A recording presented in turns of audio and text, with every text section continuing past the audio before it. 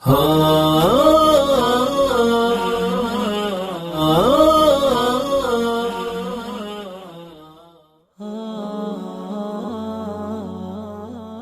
terlintas sedikit pun dalam benak Ameng alias Parlan yang menjadi muslim sejak 2002 akan dikucilkan, bahkan tidak diakui oleh orang tua, sanak keluarga dan oleh lingkungan etnis Tionghoa.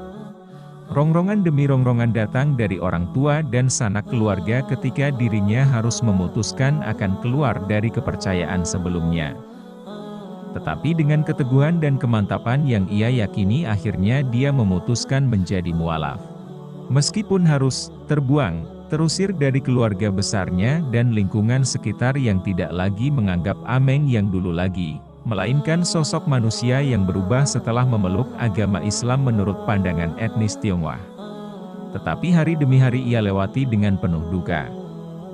Berbekal baju, sehelai sepinggang, ia meninggalkan rumah dan sanak keluarga yang berada di Wajok Hilir, Kecamatan Siantan, Kabupaten Pontianak, Kalbar. Ketika itu ia masih belum membina rumah tangga, sehingga sempat hidup terlunta-lunta tanpa tahu kemana hendak menjejakkan langkah kakinya untuk menyongsong masa depan.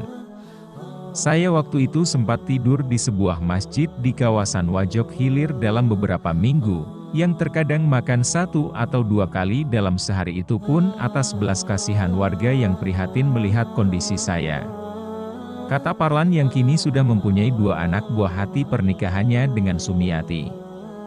Karena ada warga yang prihatin melihat kondisinya, maka ia ditawarkan bekerja di sebuah perusahaan kayu, PT Liberty, di Wajok Hilir.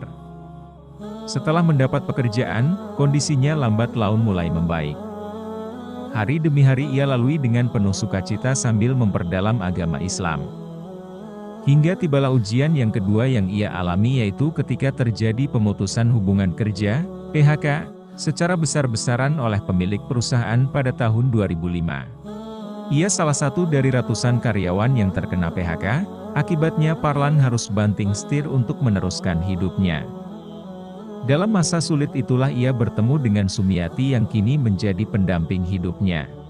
Setelah saya kawin, lantas membuka usaha jual goreng pisang di kawasan Siantan, karena usaha yang ditekuni berjalan lancar, hingga kini saya masih berjualan goreng pisang, dan alhamdulillah bisa memenuhi kebutuhan sehari-hari, katanya.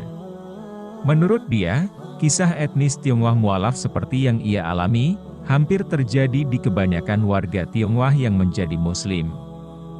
Karena itu, pengalaman pahitnya, hendaknya tidak dialami oleh orang lain yang memutuskan akan memeluk agama Islam.